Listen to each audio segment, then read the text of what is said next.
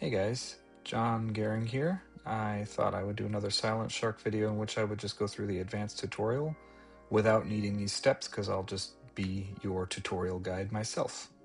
So you can just close this down, then you have this scenario. So here we are, we're underwater, and in this scenario we know there's a ship nearby. We're currently underwater, so we don't need the periscope. We're going to use our hydrophone, which is the directional microphone, for finding ships. And as you can see and hear here, there's one ship and there's another ship. Now, if you listen closely, the ship on the top right has a higher pitch than the ship on the bottom left. We'll go ahead and mark these two ships with lines so that we know where they were at. So the higher pitch means it was an escort, which means they're probably traveling in this direction because escorts are typically in the front of the convoy, pinging and trying to figure out if they can find us.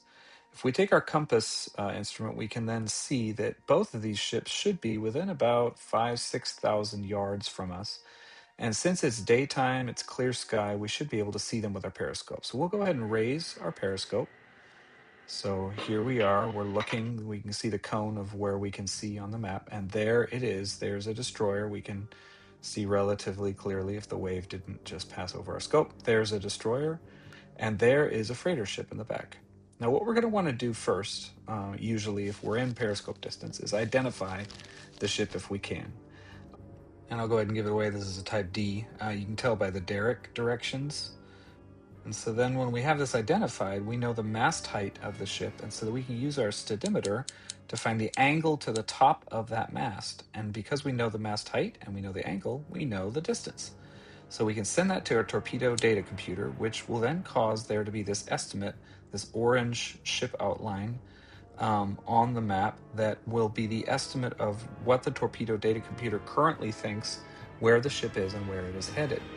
I can just go ahead and open up the Torpedo Data Computer here. You see there's four main things that a Torpedo Data Computer has for computing a firing solution. One is the relative bearing. Now watch this orange outline as I change the relative bearing. As you see, it is moving that outline of where it thinks the ship is. And then there's the angle on bow, which is the direction the ship is traveling, the velocity, which we don't know yet, and the distance, which is what we just sent from the Stadimeter to the Torpedo Data Computer. We'll go ahead and lower our periscope. We will go ahead and move forward because we're expecting it's going to be moving to the right, so we'll move toward it. And we will click with a pen. This is a time-stamped point on the position that we think the ship is at this very point.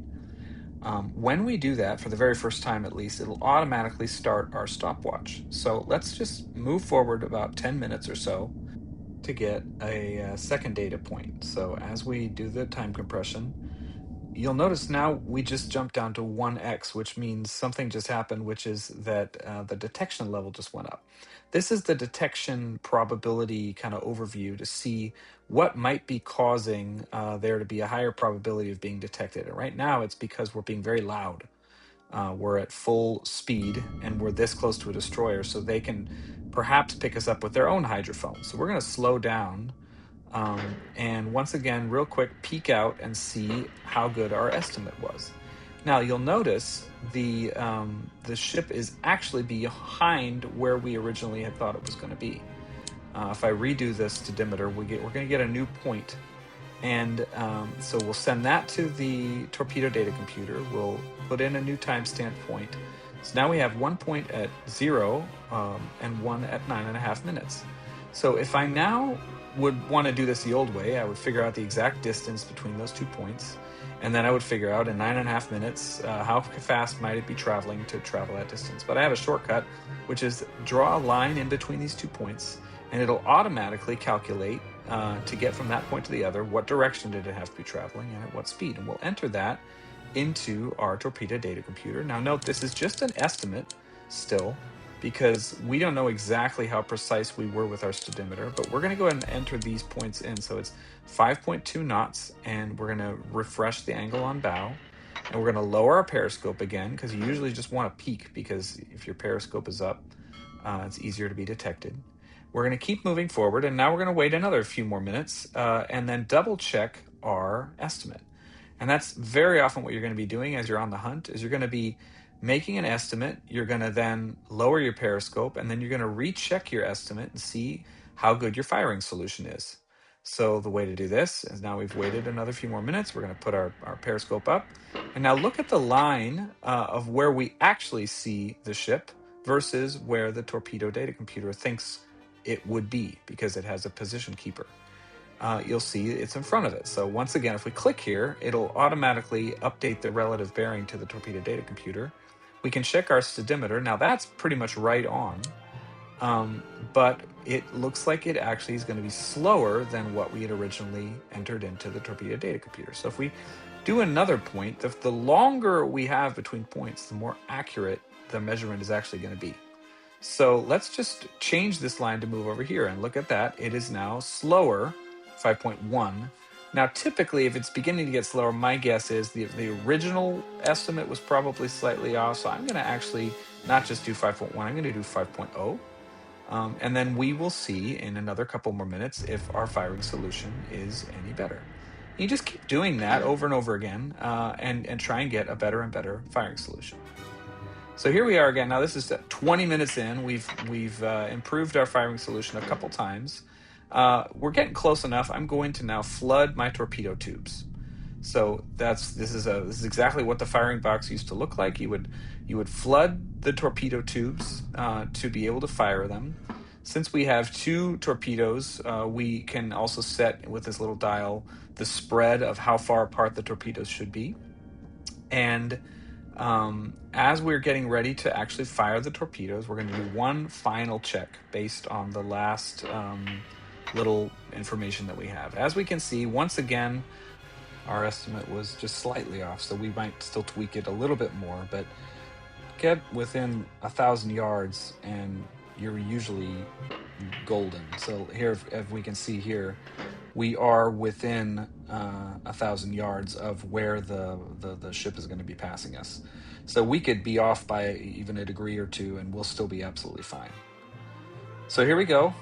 We are ready to fire. The ship has neared us. We have continued to tweak the speed. In fact, we'll do it one more time just in case. And open up our tubes. They're flooded. They're ready to go. Fire. I love these sound effects. These are original torpedo sound effects from the Second World War. Down here, there's the torpedo camera. If you open it up, then the camera will zoom and rotate actually in the direction that the torpedo is traveling, and it will reveal any ships that are nearby that torpedo just to make it fun. We'll be able to see this now on our periscope. Listen to the nice music. Stings. Hit. Very satisfying, especially after a long hunt. So we now have 2 hits on this freighter ship, which of course means that we are going to, they are going to be radioing this over to the destroyers, and that destroyer will have now heard of the fact that there is a submarine nearby. That destroyer will begin turning around and will begin searching for us. But I'll go ahead and show the hunt in a different video, a different time. But sooner or later here, you will see a blue cone coming from us. We'll hear the ping because the destroyer begins pinging. There it is. Pinging in the direction that a submarine would have fired a torpedo. So it knows that the ship was hit on the starboard side, so it'll ping on the starboard side of the freighter. I'm going to go ahead and save this scenario and pick this up on another video. But I hope you guys are enjoying this. And remember, you can play the game online. I've linked to the Steam wish list. And yeah, hope you enjoyed this video and have a good day.